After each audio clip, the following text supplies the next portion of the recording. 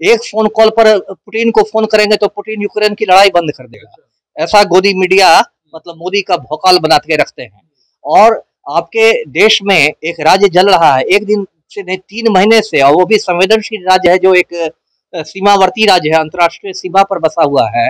वहां एक बार मोदी जी झांकने भी नहीं गए, राहुल गांधी चले गए। रोम जल रहा था, नीरव बंशी बजाता था, तो मणिपुर जल रहा है और मोदी बंशी बजा रहे हैं। तो ये तो मतलब लगता है कि बहुत आप ज्यादा संवेदनहीन हो गए हैं, और लगता है कि आपको कुछ मतलब ही। मणिपुर में चुनाव होते तब तो मोदी जी जाते। हमेशा बोलते हैं डायलॉग बाजी में कि अरे मैं तो फकीर हूँ, झोला उठा के चला जाऊंगा। लेकिन लगता है कि जब तक फकीर को धक्के नहीं मारे जाएंगे तब तक ये फकीर झोला उठाने वाले हैं नहीं। क्योंकि सभी जानते हैं कि जो तड़ीपार गृह मंत्री हमारे अमित शाह है, उनका मेन तो वो ऑपरेशन लोटस के विशेषज्ञ हैं। विरोधी पार्टियों की सरकार कैसे गिरानी है, विधायकों को कैसे खरीदना है, रात में कैसे होटल में पहुंचा देना है, सुबह 4 बजे कैसे राजभवन में मुख्यमंत्री का शपथ ग्रहण करा देना है। तो अमित शाह तो ऑपरेशन लोटस के विशेषज्ञ हैं। वो गृह मंत्रालय का काम थोड़ी ही कर रहे हैं। एक जो मोदी जी एकदम सीना ठोक के कहते थे कि एक अकेला शेर हूँ, सब पर भारी हूँ, तो उसकी तो हवा निकल गई है। अब तो एक अकेला के साथ 38 पार्टियां हैं, है ना। अब कुछ लोग कह रहे हैं कि 2 पार्टियां और जोड़ेंगी तो अली बाबा 40 चोर वाली स्थितियां हो जाएगी। ये भी सोशल मीडिया पर मजाक चल रहा है। कुछ भाजपा वाले इसको भारत बनाम इंडिया की बात कर रहे हैं।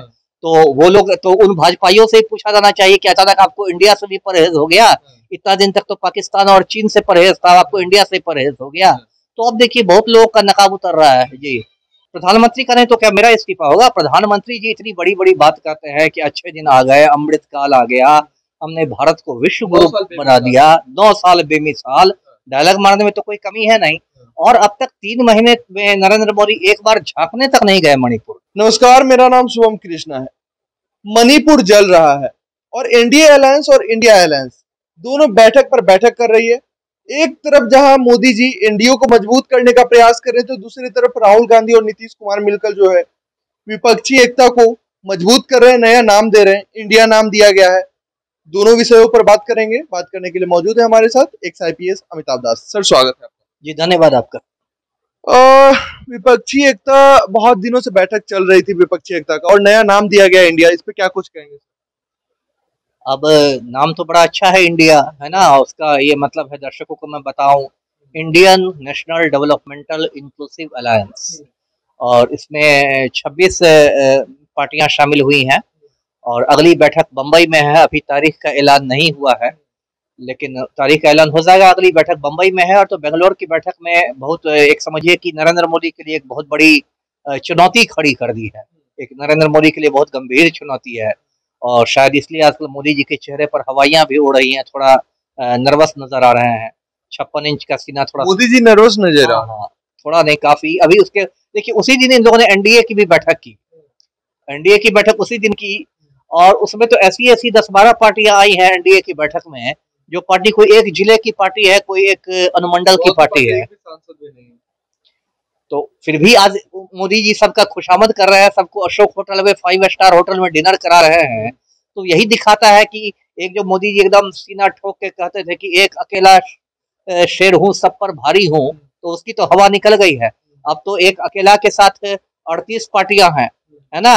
अब कुछ लोग कह रहे हैं कि 2 पार्टियां और जोड़ेंगी तो अली बाबा 40 चोर वाली स्थितियां हो जाएगी। ये भी सोशल मीडिया पर मजाक चल रहा है। तो जो भी हो, जो विपक्ष की एकता है, क्योंकि अब चुनाव में ज्यादा समय है नहीं, 9 महीने हैं। अगले साल अप्रैल में चुनाव है, और चर्चा ये है कि पहले भी चुनाव हो सकते हैं। तो एक बहुत मतलब गंभीर चुनौती मिली है नरेंद्र मोदी को जी।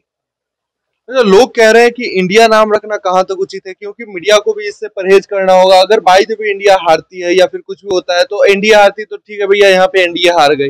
इंडिया हारेगी तो इस चुनाव में इंडिया को हार का सामना करना पड़ा। तो ये सबसे परहेज नहीं करना चाहिए विपक्ष को? नहीं, परहेज की बात क्या है, देखिए हमेशा से ये तो पहली बात, तो इंडिया एक मतलब संक्षेप में उसका नाम है। पूरा नाम तो अलग है, इंडियन नेशनल करके है। तो ये बात नहीं है। और दूसरी बात की, इंडिया का तो शुरू से ही चुनाव में उपयोग किया था। अटल बिहारी वाजपेयी ने शाइनिंग इंडिया का नारा दिया था, शाइनिंग इंडिया। तो उस समय क्या ये कहा गया कि अब शाइनिंग इंडिया हार गया? तो इसलिए ऐसी कोई बात नहीं। मोदी जी का तो एक वीडियो भी वायरल हो रहा है, उसमें वो कह रहा है कि vote for India, vote for India. काफी वायरल है कल से। विपक्ष वाले यूज कर रहे हैं उसके लिए। अब तो विपक्ष को मौका मिल गया है ना। कुछ भाजपा वाले इसको भारत बनाम इंडिया की बात कर रहे हैं। तो वो लोग तो उन भाजपाइयों से ही पूछा जाना चाहिए कि अचानक आपको इंडिया से भी परहेज हो गया, इतना दिन तक तो पाकिस्तान और चीन से परहेज था, आपको इंडिया से परहेज हो गया। तो अब देखिए बहुत लोगों का नकाब उतर रहा है जी। दूसरी तरफ देखा जा रहा है मणिपुर से भयावह तस्वीर देखने को मिल रहा है, नंगा करके औरतों को सड़कों पे दौड़ाया जा रहा है। इस तरह का घटना सामने आता है और लोग मुख्यमंत्री का इस्तीफा मांगते हैं। नहीं, कायदे से तो प्रधानमंत्री का इस्तीफा होना चाहिए। प्रधानमंत्री का क्यों? हाँ, प्रधानमंत्री का नहीं तो क्या मेरा इस्तीफा होगा? प्रधानमंत्री जी इतनी बड़ी बड़ी बात कहते हैं कि अच्छे दिन आ गए, अमृत काल आ गया, हमने भारत को विश्व गुरु बना दिया, 9 साल बेमिसाल, डायलॉग मारने में तो कोई कमी है नहीं। और अब तक 3 महीने में नरेंद्र मोदी एक बार झांकने तक नहीं गए मणिपुर। जबकि आप गोदी मीडिया देखिएगा, टीवी चैनलों में तो मोदी के दलाल पत्रकार बैठे हुए हैं, वो मोदी को ऐसा दिखाते हैं कि ये तो इतने शक्तिशाली है कि एक फोन कॉल पर ये यूक्रेन का युद्ध रुकवा देंगे, एक फोन कॉल पर पुतिन को फोन करेंगे तो पुतिन यूक्रेन की लड़ाई बंद कर देगा। ऐसा गोदी मीडिया मतलब मोदी का भौकाल बना के रखते हैं। और आपके देश में एक राज्य जल रहा है, एक दिन से नहीं 3 महीने से, और वो भी संवेदनशील राज्य है, जो एक सीमावर्ती राज्य है, अंतर्राष्ट्रीय सीमा पर बसा हुआ है। वहां एक बार मोदी जी झांकने भी नहीं गए। राहुल गांधी चले गए, राहुल गांधी ने जून के आखिर में राहुल गांधी गए, उन्होंने वहां का दुख दर्द बांटा, लेकिन मोदी जी को वहां जाने की फुर्सत नहीं मिली। और बीच में ये अमेरिका भी घूम आए, फ्रांस भी घूम आए, इजिप्ट भी चले गए जी। अमित शाह तो गए ना। वो जो तड़ीपार गृह मंत्री है वो एक दिन के लिए गए खाना पूरी करने के लिए, लेकिन उसके बाद तो और स्थिति बिगड़ गई, क्योंकि सभी जानते हैं कि जो तड़ीपार गृह मंत्री हमारे अमित शाह है, उनका मेन तो वो ऑपरेशन लोटस के विशेषज्ञ हैं। विरोधी पार्टियों की सरकार कैसे गिरानी है, विधायकों को कैसे खरीदना है, रात में कैसे होटल में पहुंचा देना है, सुबह 4 बजे कैसे राजभवन में मुख्यमंत्री का शपथ ग्रहण करा देना है, तो अमित शाह तो ऑपरेशन लोटस के विशेषज्ञ हैं। वो गृह मंत्रालय का काम थोड़ी ही कर रहे हैं। गृह मंत्रालय उनके जाने के बाद मणिपुर में और हालत बिगड़े हैं जी। अगर नरेंद्र मोदी भी मणिपुर चले जाते, कुछ ही देर के लिए सही चले जाते, तो आप फिर कहते कि उनका तो काम फेंकना है, फेंकने के लिए गए, पीसी करके आ गए। नहीं ठीक है, लेकिन कम से कम जाते तो एक मरहम पट्टी तो होती। एक तो लगता मणिपुर के लोगों को वोट मांगने के लिए तो चले उड़ीसा वाले वो रेल हादसे में गए तो आप लोग बोले कि फोटोबाजी के लिए गए। नहीं ठीक है, सब बात है, लेकिन उनको एक जाना तो चाहिए। मणिपुर के लोगों को ये तो लगता है कि हाँ भाई हम लोग जल रहे हैं, हम लोग दिक्कत में है, तो देश का प्रधानमंत्री हमारा दुख दर्द सुनने आया। अभी तो आप ऐसे हैं जैसे कह रहे हैं कि रोम जल रहा था, नीरो बंशी बजाता था, तो मणिपुर जल रहा है और मोदी बंशी बजा रहे हैं। तो ये तो मतलब लगता है कि बहुत आप ज्यादा संवेदनहीन हो गए हैं, और लगता है कि आपको कुछ मतलब ही। मणिपुर में चुनाव होते तब तो मोदी जी जाते, तब तो हो सकता है गली गली घूमते, है ना, एक दिन में 20-20 सभाएं करते, लेकिन वहां चुनाव नहीं है तो आपने उसको जलने के लिए छोड़ दिया है।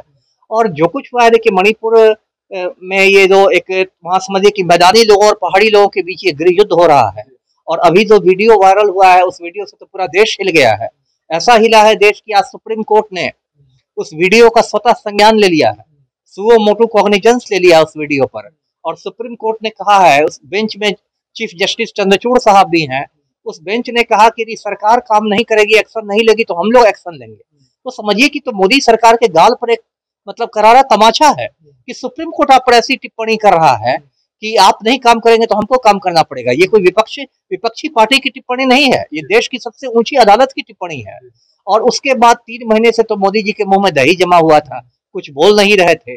आज पहली बार उनका मुंह खुला तो एक तरह से कुछ सेकंड उन्होंने मणिपुर पर दिए, और उसमें भी छत्तीसगढ़, राजस्थान सबको लपेट दिया। मतलब ऐसा लग रहा है कि कांग्रेसी सरकारों पर भी हमला करना है।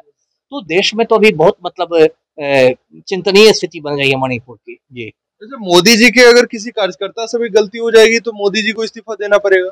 नहीं, कार्यकर्ता की बात नहीं है। मोदी जी इतना मतलब प्रधानमंत्री बनते हैं और नैतिकता का बहुत ढोल बजाते हैं, और ऐसा दिखाते हैं कि सारा भ्रष्टाचार तो मतलब कांग्रेसियों ने ही किया और यही ने किया। और इन्होंने हमेशा बोलते हैं डायलॉग बाजी में कि अरे मैं तो फकीर हूँ, झोला उठा के चला जाऊंगा। लेकिन लगता है कि जब तक फकीर को धक्के नहीं मारे जाएंगे तब तक ये फकीर झोला उठाने वाले हैं नहीं, है ना। तो धक्का मारने का काम जनता का है ना। हाँ, जनता का है, तो इसके लिए अब चुनाव नजदीक आ रहा है। मुझे लगता है कि इस बार धक्का लग ही जाएगा।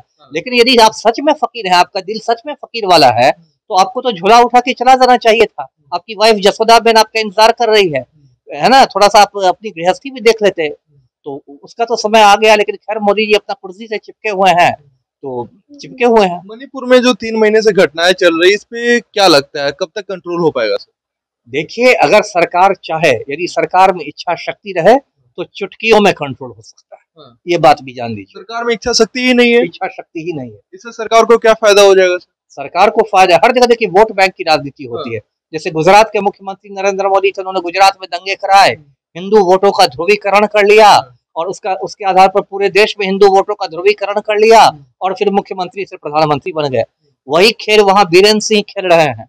उनको लगता है कि इस तरह से दंगे होंगे तो वहाँ हिंदुओं और ईसाइयों का ध्रुवीकरण हो जाएगा और जो मैती लोग हैं, जो मैदानी लोग हैं, हिंदू लोग हैं, वो भाजपा की तरफ आ जाएंगे। बीच में बीरेंद्र सिंह ने इस्तीफे का नाटक भी किया था, बोले कि मैं इस्तीफा देने जा रहा हूँ गवर्नर के पास, और उन्हीं के पास खड़ी एक महिला समर्थक ने इस्तीफा लेके फाड़ दिया, बोले कि अब मैं कैसे जाऊं। बताइए, ड्रामेबाजी भी चल रही है। अरे आपको इस्तीफा देना था तब ईमेल पर भी इस्तीफा दे सकते थे या दूसरा इस्तीफा लिख के जा सकते थे। ये तो अच्छा ड्रामा हो गया कि आपने कहा इस्तीफा, एक महिला फाड़ दी, आप बोले कि अब मैंने कैसे इस्तीफा दूं। तो ये पूरे देश में ड्रामेबाजी चल रही है, नौटंकी चल रही है और मतलब देश जो है वो रसातल में जा रहा है, मैं तो यही कहूंगा जी। केंद्र सरकार को इस पे क्या कुछ एक्शन लेने चाहिए सर? एक तो आज के कल भी नहीं, आज के आज मणिपुर में राष्ट्रपति शासन लगना चाहिए, बीरेंद्र सिंह की सरकार को बर्खास्त करके। जो हमारा संविधान है उसमें धारा 356 है, आर्टिकल 356 है, उसमें स्पष्ट कहा गया है कि यदि किसी राज्य में कानून का राज नहीं रहे, है ना, संविधान के मुताबिक नहीं शासन चल रहा हो, तो वहाँ राष्ट्रपति शासन लगाया जा सकता है। आजादी के बाद लगभग 100 से भी ज्यादा बार राष्ट्रपति शासन अलग अलग राज्यों में लगाए गए हैं। तो मणिपुर में जो हालात है तो राष्ट्रपति शासन लगाने के लिए एकदम परफेक्ट है। तो कायदे से तो आज मानसून सत्र शुरू हुआ है संसद का, तो संसद में जाके प्रधानमंत्री को ऐलान करना चाहिए कि हमने मणिपुर में राष्ट्रपति शासन लगा दिया है और सरकार बर्खास्त कर दी गई है बीरेंद्र सिंह को, और मणिपुर को सेना के हवाले करना चाहिए, क्योंकि वहाँ की जो लोकल पुलिस है वो तो अपना लोकल राजनीति में, लोकल दबाव में, जो मैती पुलिस वाले होंगे वो मैती से मिल जाएंगे, जो कुकी पुलिस वाले होंगे कुकी से मिल जाएंगे। तो पुलिस वाले भी तो न्याय ये नहीं होगा, पुलिस वाले भी खेमेबंदी कर देंगे, गुटबाजी कर देंगे। इसलिए बाहर से आर्मी को लाके इसमें लोकल लोग नहीं हो, पूरे मणिपुर को आर्मी के हवाले करना चाहिए। और यदि आर्मी फ्लैग मार्च करती है, कड़ाई होती है, धरपकड़ होती है, देखते ही गोली मारने के आदेश दिए जाते हैं, जिसको शूट एट साइट ऑर्डर्स करते हैं, तो क्यों नहीं होगा, क्यों नहीं कंट्रोल होगा जी। धन्यवाद जी। इन तमाम मुद्दों पे आप क्या कुछ सोचते हैं, कमेंट में अपनी प्रतिक्रिया जरूर रखें। धन्यवाद।